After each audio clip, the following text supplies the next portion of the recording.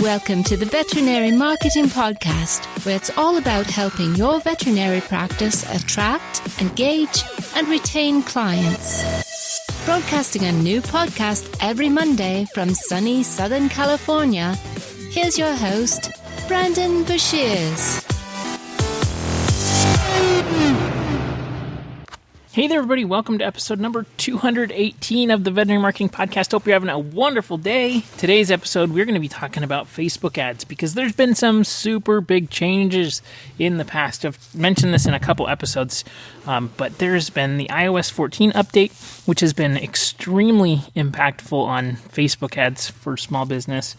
I'm going to tell you exactly how it affects veterinary hospitals, but I'm seeing a bunch of changes through running ads at scale on Facebook. I'm going to tell you exactly what you need to do to make sure that your Facebook ads don't go crazy. And I'm going to tell you how to improve your targeting and maybe some things that you really need to think about if you're using Facebook ads or Instagram ads as part of strategy for your growth in your practice. So it's going to be a really good episode today. Don't miss it. Listen all the way through to the end. If you have any questions, comments, or you need help with anything, head on over to the Veterinary Marketing Nerds Facebook group. It's the best place to get help for your marketing needs. It's completely free to join. If you go to facebook.com/groups/the Veterinary Marketing Nerds, you can sign up to join for free. Right now, I'm running a 10-week ad workshop. And actually, next Monday is the last day of this 10-week workshop. So if you want to jump in there, you can watch all of the replays for free right now. It will be paid. If you want to access the videos for lifetime, you can buy them for lifetime as well. But if you have any questions or comments or need help with anything, the best place to go is that Facebook group, the Veterinary Marketing Nerds. And I'd also like to mention this episode is being sponsored by two websites by Brad Haven. We have usedvetequipment.com and newvetequipment.com. If you're looking, for over 8 years now, usedvetequipment.com has been helping vets buy and sell used equipment. You can save money when you buy used. Everything from cages, kennels, pumps, x-ray equipment, lasers, ultrasound, dental equipment, surgery equipment, lab equipment from Abaxis, IDEX, and Heska, tables, tubs, and sinks. If you have something that you're looking to sell, head on over to usedvetequipment.com. They bring the buyer and seller together. And if you're looking for new vet equipment with amazing warranties, check out newvetequipment.com, where they show you the price up front. They have digital x-ray equipment, dental x-ray equipment, ultrasound equipment, LED surgery lighting, surgery tables, full-size autoclaves. When you go to newvetequipment.com, you'll clearly see the price on every item for sale, and you'll also be able to check out the warranty so that you buy without regret. At newvetequipment.com, they show you the price and give you a great warranty. All right, so let's jump into today's episode. So if you're not familiar with what's going on, there's kind of some big tech brand wars that are happening as we speak. I mean, it seems like Facebook is kind of at the center of all of these issues and troubles. But what's happening is, for the past several years now, there's been a bunch of concerns with privacy. Facebook has gotten incredibly good at pulling data, using data to figure out exactly what you're going to be doing, what you're interested in. People at Facebook say, well, we don't listen to your conversations or things like that, but I'm sure you've had situations where you talk about something and then you see an ad for that pop up in your Facebook stream. I mean, the targeting is insane. I will give you an example. I just recently bought a piece of land and I moved up to Idaho, and literally the day after I bought the land, I started getting ads for tractors. I'm like, geez, this is crazy. And I had not looked at tractors yet. And so the ad targeting just was changing like crazy. And I said, I'm amazed at how good the targeting is. And you've probably had similar experiences. Well, there's been tons of fallout that has happened as a result of the 2016 elections with targeting and privacy. And that really started the troubles for Facebook. And Apple most recently has come out and said, you know what, we're not going to allow Facebook to be tracking our users. We are concerned about your privacy, which is pretty funny because Apple actually already has settings inside of the phone that allows Apple to show you ads that are based on your user activity and experience. So they're like, we can track you, but Facebook shouldn't be. So it's kind of funny. But Facebook is having trouble now with Apple. And actually what they did was they de-verified Facebook, the Apple Facebook page. So the Apple page used to have a blue check as a verified Apple page. They took that away, which is pretty hilarious, if you ask me. Google and Google Chrome kind of kicked this whole thing off about 2 years ago, saying they're not going to allow third-party pixel tracking. And so what used to happen is that you would put a Facebook pixel on all the pages. It was hosted by Facebook, and you would then give all of your data to Facebook. And you probably didn't realize that you were doing that. With the change now, they've said, okay, we can't do third-party pixels. And pixels are a little piece of code that you put on your website if you're not familiar with that. And what it does is it allows these different companies to track users on your site. So if you've ever experienced, like on Amazon, for example, where you go on Amazon, you're looking at a product and then you see the product in your news feed. That's a retargeting ad because they know what pages you've been on from the pixel. So anyways, Google said, okay, we'll create what's called first-party pixels. So those are hosted on your site as a piece of code that is technically yours. And that's the difference between third-party pixels and first-party pixels. And that worked for a little bit. But with this iOS update, cookies are blocked now from being tracked, unless you opt in to tracking. So this has some implications that you probably haven't thought about. One of the biggest ones is that it is extremely complicated when it comes to trying to figure all this stuff out. And most people don't know that this is going on. And most people that are running ads, especially small businesses, or even medium-sized businesses, they just don't have the bandwidth to get this fixed.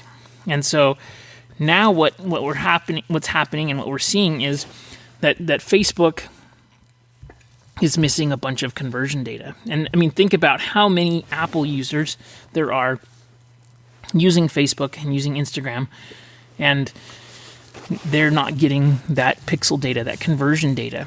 And so one of the best ways to target people on Facebook and Instagram is to be targeting for specific conversion events, or standard conversion events is what they're called. So when we're targeting for, let's say, appointments, maybe we want to be targeting people with the conversion event that is complete registration. Or maybe we want to be targeting people that are likely to purchase something, right? And Facebook has all of that data because they're collecting it through pixels. And so as time goes on, my suspicion is going to be that Facebook's targeting is going to get less and less effective, just because the data that they've been losing, which feeds their algorithm, is not being populated. When you have, I don't know what percentage of users on Facebook or iOS, but it's a huge percentage. And not only that, it's affluent people, generally speaking. So when you are looking at conversion events, and especially, I have clients that are doing ads, and usually when you have a website, you have, typically like landing pages, or you have shopping carts, and if that's not all hosted on your site and you're going between domains and subdomains and things like that, you're going to have trouble with the conversion pixel here. So anyways, Facebook has come out and told us some things that we need to do to prepare for this. And this change has already happened. So if you're seeing changes in your ad delivery or ad performance, this is likely the cause of it. And a lot of clients that I'm working with, we're seeing changes and we're having to figure this out as we go. Now, there's a few good things about being a local business, is that you're not trying to scale nationally. Like, I have major clients that are spending tons of money on campaigns. And so when we have bigger audiences and bigger targets, that conversion, standard conversion optimization really makes a difference. So here's some things that Facebook has said that we need to do. So Facebook says that we need to use their aggregated event measurement tool. And this lets web events from iOS 14 devices be tracked. And in order to do that, we need to update Facebook, basically to the events manager, to this aggregated event measurement tool. So you'll need to log into your Facebook Business Manager account. You'll need to verify that you accept terms of service for this and start using it. You'll also need to verify your website domain. This can be done in Events Manager, but you need to make sure that the domains that you're using and putting your pixel on are verified so that you're tracking them properly. On top of that, they've said that you can only have 8 web conversion events per domain. So this is kind of interesting. I would stick with just the standard conversion events. If you don't choose the conversion events, you will automatically give and be given conversion events that they think will work best for you. And so for veterinary hospitals, you're probably going to be okay with their standard conversion events that they'll be giving you. But if there's interesting or unique things that your practice is doing, like let's say you have donations or a nonprofit or something, you might want to choose those manually, okay? When you have these pixel events on your site, and I would be using Tag Manager for all of this because they have server-side Tag Manager installations, which gives you that first-party pixel script, which is definitely important so that this thing can actually run and work. You just need to make sure that you're doing the right kinds of targeting for the ads that you're running. Now, veterinary hospitals are local businesses, and so it's a different strategy than like if you were selling a product nationwide. So some things that really work well, even despite all of these problems, are building native audiences. And so, when we're talking about native audiences and retargeting native audiences, that's doing things like doing Facebook posts and ads for your content that you're putting out and promoting it so that the event takes place within Facebook or Instagram, right? So the optimization that we're trying to do here is get as much reach as possible so that we can target, potential clients or clients that are active current clients, okay? So thinking about that, then, we have retargeting audiences that are still really, really effective when it's native, like so people that have engaged with your Facebook page over the past 30 days, or people that have engaged with your Instagram page over the past 30 days or the past year, right? And targeting those audiences, that will always be, I think that will always be there, and that will always be a great strategy in then showing offers to those people.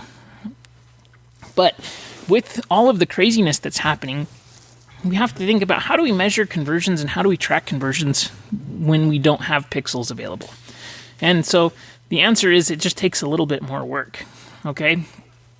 And it's totally okay. But if you think about it, advertisers used to manage and track advertisements with newspapers, which was really difficult.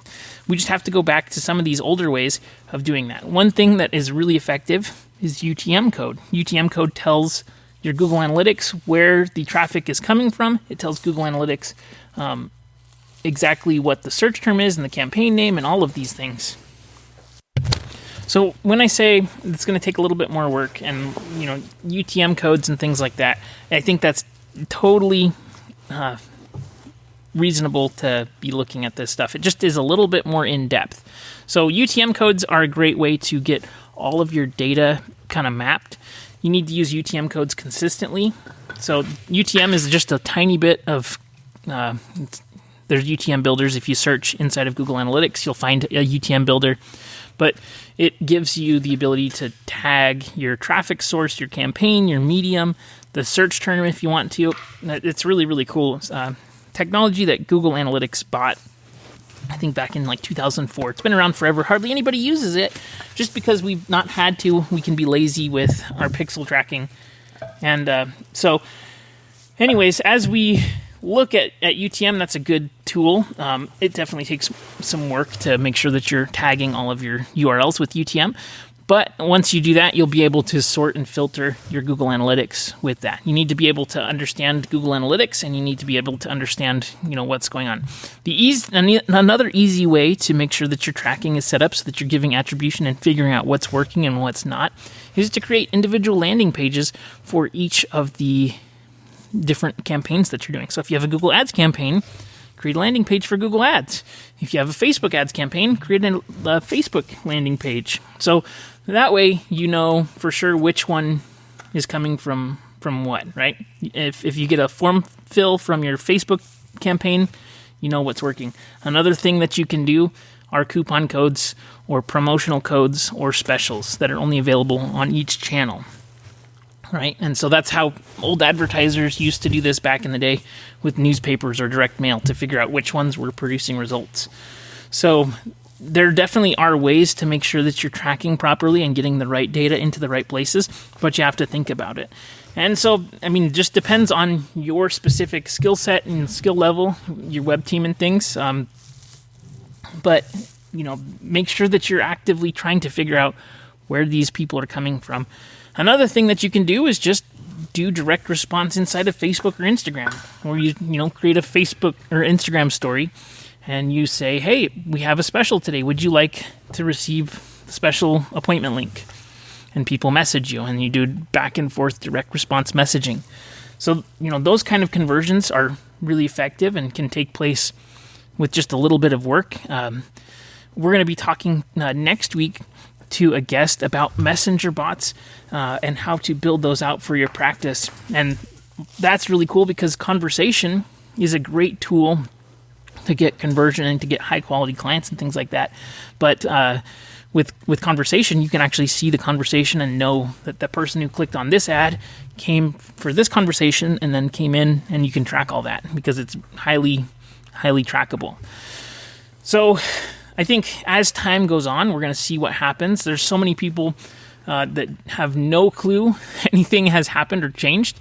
And I think that we're just losing tremendous amounts of data inside of Facebook's algorithm because they can't be tracking these events like they used to. And so that's one of the major reasons why Facebook ads are so fantastic. When we think about Facebook ads, it's just good targeting and the targeting options that we have and the social proof context of that. And so, if you start to find that Facebook isn't working out as well, we can always go to the platforms that have intent behind them. Google ads, YouTube ads, things like that, where we're driving traffic that is taking action. We're not driving traffic that is based on demographics or psychographics. So I hope that makes sense. I hope this is helpful for you. If you ever have any questions, comments, or need help with anything, please be sure to let me know, and we'll see you on next week's episode. Have a great day, everybody. Bye.